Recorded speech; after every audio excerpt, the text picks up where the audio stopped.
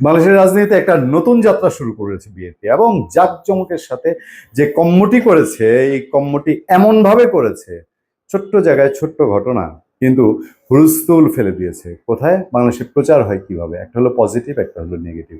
বিএনপির লোকজনের এই কাজটি নেগেটিভের চূড়ান্ত মাত্রায় গিয়েছে, মবের নতুন একটা মাত্রা যোগ করেছে। আমি সবসময় বলি না, মবের রাজ্যে পৃথিবী গদ্যময়, পাবলিক যেন ঝলসানো রুটিন, সেটা আবার প্রমাণ করেছে। বলেছি মব একটি সংক্রামক রোগ।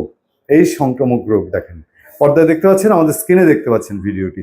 দেখেন এই ভিডিও, এই যে একজন লোক প্রায় দিগম্বর, তাকে দিগম্বর ভাবেই, নারী না বলেই আমরা দেখাতে পারছি, তাকে কিভাবে হেনস্থা করা হচ্ছে। লোকটির পরিচয় আপনারা যদি জানেন তাহলে আপনারাও অবাক হবেন বলে কি, এবং যারা করছে তাদের পরিচয় আমি আপনাদেরকে জানিয়ে দিই। নারায়ণগঞ্জ মহানগর বিএনপির বহিষ্কৃত সাবেক যুগ্ম আহ্বায়ক, নারায়ণগঞ্জ মহানগর বিএনপির সাবেক যুগ্ম আহ্বায়ক বহিষ্কৃত, এবং বন্দর উপজেলা পরিষদের সাবেক চেয়ারম্যান। তিনি বন্দর উপজেলা পরিষদ, বন্দর কিন্তু খুব প্রতাপশালী জায়গা, সেই বন্দর উপজেলার সাবেক চেয়ারম্যান আতাউর রহমান মুকুল, যার এই করুণ দশা আপনারা দেখতে পাচ্ছেন। বিএনপি করা মানুষ বহিষ্কার হয়েছেন বিভিন্ন কারণে, দল থেকে 4000 বহিষ্কার হয়েছে, তিনিও বহিষ্কার হয়েছেন, তবে দল ছাড়েননি। দল ছাড়ে না তারা, তাকে ফেসিস্ট আওয়ামী লীগের দোষর আখ্যা দিয়ে মারধর করে বিবস্ত্র করা হয়েছে। খুব সহজ অস্ত্র। আগে ছিল আওয়ামী লীগ না, নর্মাল একটা মানুষ স্বার্থের জন্য প্রয়োজন হলে তারা ফেসিস্ট বানায় দিয়ে যা ইচ্ছা তাই করে ফেলেন। এইবার কাকে কাকের মাংস খায় না বিএনপির এই লোকগুলো, বিএনপি পরিচয়ে তারা তাদের মাংস খাওয়া শুরু করেছে। কারণ এখন তাও পিটানোর জন্য আওয়ামী লীগ কমে গেছে, মাঝে মধ্যে দু একজন পাইলেই সাইজ, কিন্তু এখন নিজেরা আগে থেকে আশঙ্কা করা হচ্ছিল যেদিকে যাচ্ছে আওয়ামী লীগ পিটাইতে পিটাইতে এক সময় তো শেষ হবে, তারপরে নিজেরা লেগে যাবে। এই নিজেরা লাগার একটা লক্ষণ মাত্র বহিষ্কৃত বিএনপি দিয়ে শুরু করেছে। এখানে কাহিনী আছে, কাহিনী এত সহজ না।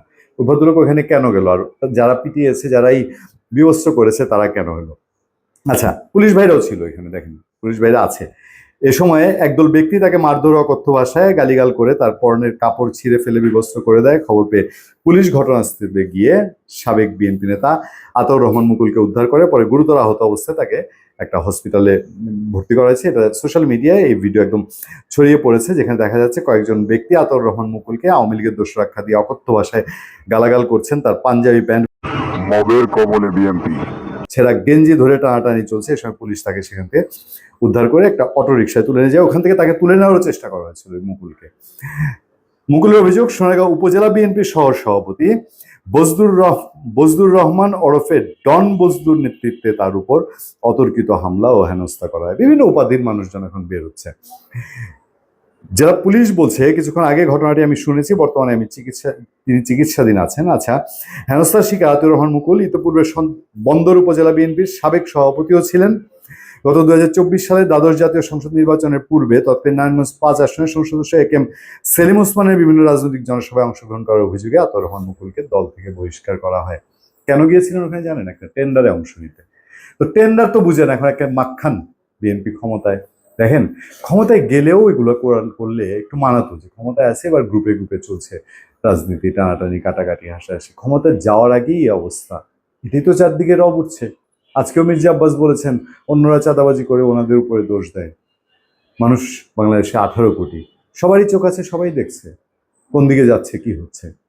ভালো থাকবেন, সুস্থ থাকবেন। আপনাদের সাথে আমি আতিক রহমান, পূর্ণিয়া।